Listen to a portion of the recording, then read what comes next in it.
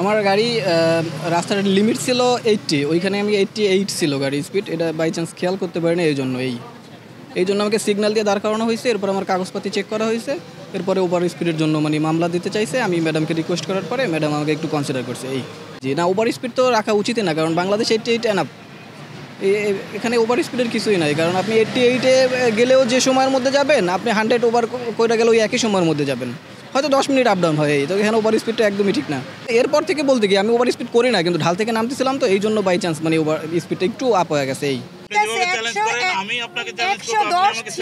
আপনি অন্য জনের গাড়ি নিয়ে আপনি আমার গাড়িতে দিচ্ছেন, 100% দিচ্ছেন। তুমি যেটা বলতাছো এটাও ঠিক, মানে আমার হাজবেন্ড কমাইছে।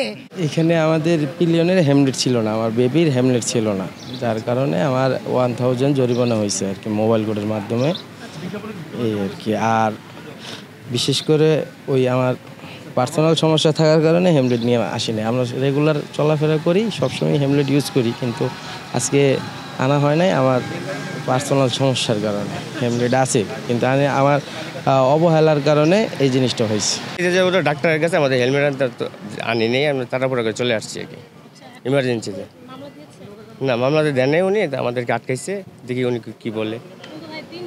না সরি, আমাদের জন্য ভুল হয়েছে, কিন্তু আমরা ইমার্জেন্সি চলে যাচ্ছি, ডাক্তারের কাছে যাবো, তো নাহলে আসতাম না আমরা। অ্যাকচুয়ালি এই রাস্তায় দিয়ে রেগুলার তো আগে সবসময় যাইতাম, তো এত স্পিডের কখনো ছিল না। হঠাৎ করে ওনারা সিগন্যাল দিলে বললো যে ওভার স্পিডের জন্য জাস্ট আমাকে একটা 1500 টাকার মামলা দেওয়া হয়েছে। এখন এত বড় হাইওয়ে রাস্তা তো এরকম 80-90 হইতেই পারে, বাট কিন্তু এরকম হবে আমি জানি না। এখানে এটা আগে পরে এরকম ছিল না, তবে আজকে আমি জানতে পারলাম, তো পরের স্টেপের থেকে 80তেই চালাতে হবে। সচেতন, হ্যাঁ ভালো হয়েছে, আমার জন্য ভালো হয়েছে। আমিও জানতে পারলাম যে স্পিডে এত উঠানো যাবে না।